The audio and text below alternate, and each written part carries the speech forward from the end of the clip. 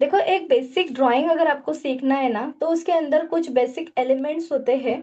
वो क्या क्या होते हैं जो बहुत इंपॉर्टेंट हो, लगते तो वो बहुत इजी है, जैसे कि एक लाइन। आप यहाँ पर स्क्रीन पर देख रहे हो कितने सारे लाइन्स है, राइट? अब इतने सारे लाइन्स है, तो ये लाइन आपको लग रहे होगे, अरे ये क्या खिचड़ फिचड़ कर दिया है, लेकिन नहीं, यही तो है हमारे हाथों में कंट्रोल लाता है। जो बच्चे दीवार पर करते रहते हैं ना, छोटे होते हैं, आपने भी किया होगा बचपन में, आपके बच्चों ने भी किया होगा, वही है ये। ओके। बच्चों के अंदर इनबिल्ड होता है ये सारी चीजें।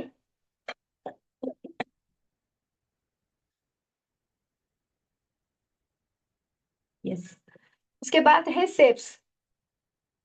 देखो, सर्कल, स्क्वायर, ट्रायंगल, रेक्टेंगल, ये शेप्स बहुत इंपॉर्टेंट है, पता है आपको? इसी शेप के जरिए तो हम सारी ड्राइंग ड्रॉ कर पाते हैं।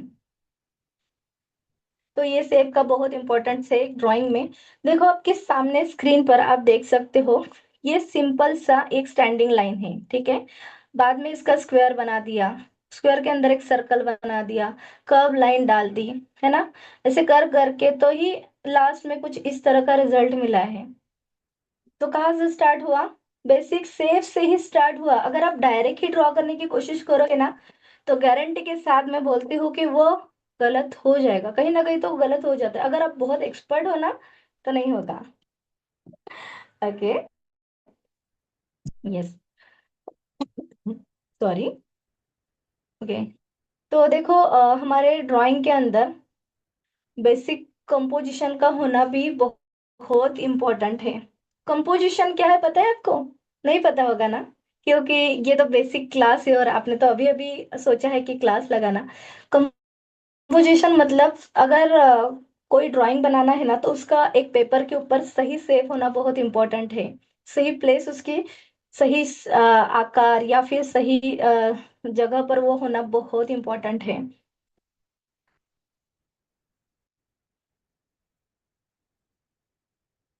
ओके। अगर कोई स्क्रीन पर कोई कर रहा है ना, तो प्लीज मत कीजिए। यस। यस। ओके। उसके अलावा,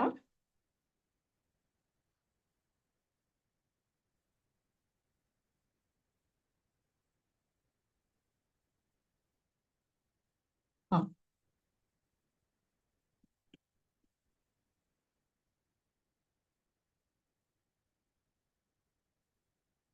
यस।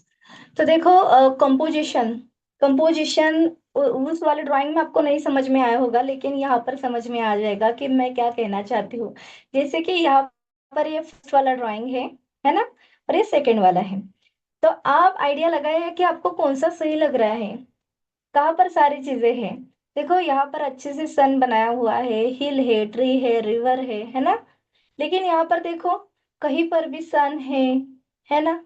इसके बाद हिल, देखो हिल के नाम पर एक सिंपल सा ट्रायंगल बना दिया है। रेनबो देखो कहाँ है, धरती पर है, या फिर मतलब उसकी सही जगह फिक्स नहीं है।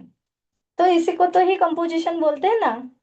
ओके। उसके साथ साथ पर्सपेक्टिव का होना भी बहुत जरूरी है। अभी आप बोलोगे अरे ये पर्सपेक्टिव क्या है, तो मैं आपको बता देती हूँ। जो पास में नजर आती है वो बड़ी चीज लगती है, और जैसे दूर देखते हैं तो आपको लगता है कि छोटी हो रही है। वैसे ही देखो, ये सामने से ये जो ट्रेन है, वो कैसी लग रही है आपको? बड़ी।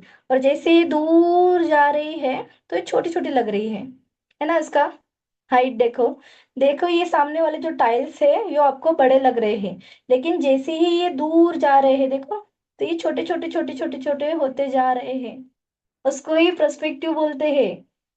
आप अगर किसी बिल्डिंग पर खड़े हो और ऊपर से नीचे देख रहे हो, तो ऊपर वाले जो आपके पास में जो लोग खड़े हैं, तो आपको ऐसे लगे कि नॉर्मल है, लेकिन ऊपर से नीचे देखोगे, तो आपको नीचे वाले कैसे नजर आएंगे? छोटे छोटे से।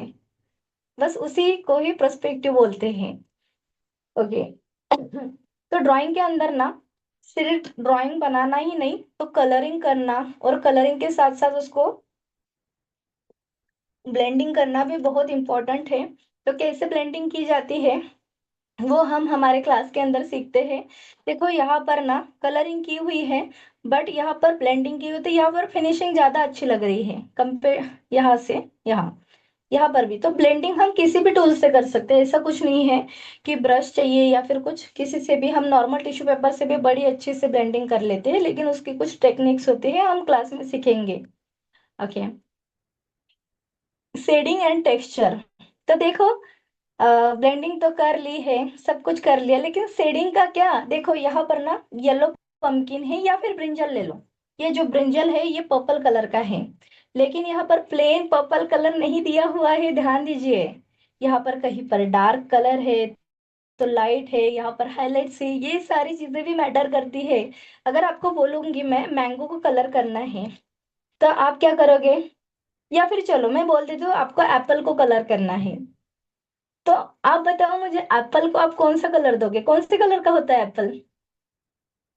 यस, एप्पल कौन से कलर का होता है? रेड कलर का, राइट।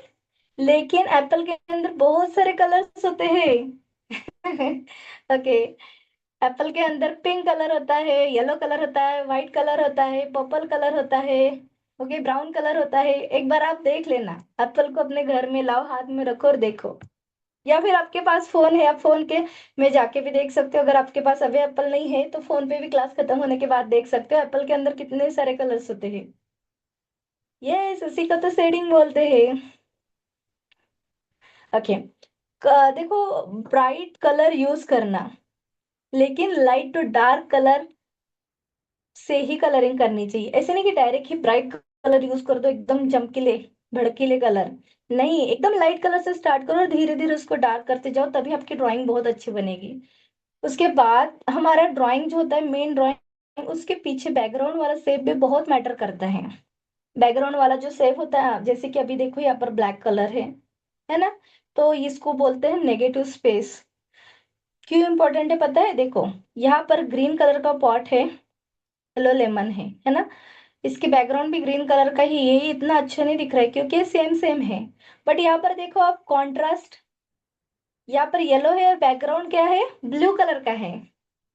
दिख रहा है आपको? तो कितने अच्छे से दिखाई दे रहा है। इसीलिए आपका जो नेगेटिव स्पेस, मतलब जो बैकग्राउंड वाला स्पेस है ना, कॉन्ट्रास्ट होना बहुत इंपॉर्टेंट है, तभी वो अच्छा दिखता है। नहीं तो ऐसे सेम सेम रखोगे ना। शीतल, प्लीज डो स्क्रीन को टच मत करो, क्योंकि मुझे यहाँ पर ना डिस्टर्ब हो जाता है फिर। ओके, जस्ट सेकेंड, मैं रिमूव कर देती हूँ अभी, बट अभी मत करना। यस, चलो। ओके।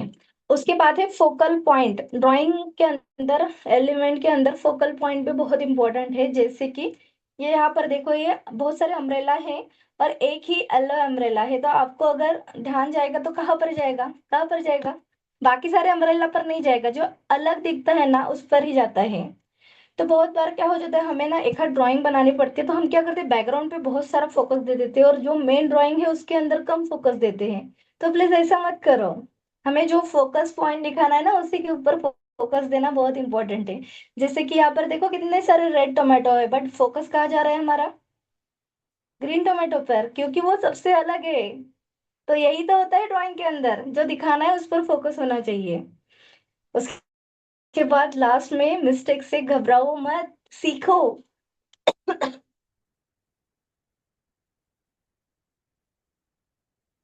देखो, आप अगर कुछ ड्रॉ करते हो, उससे आपसे मिस्टेक होती है, राइट, सबसे होती है, डोंट वरी, लेकिन उससे कुछ सीखो आप।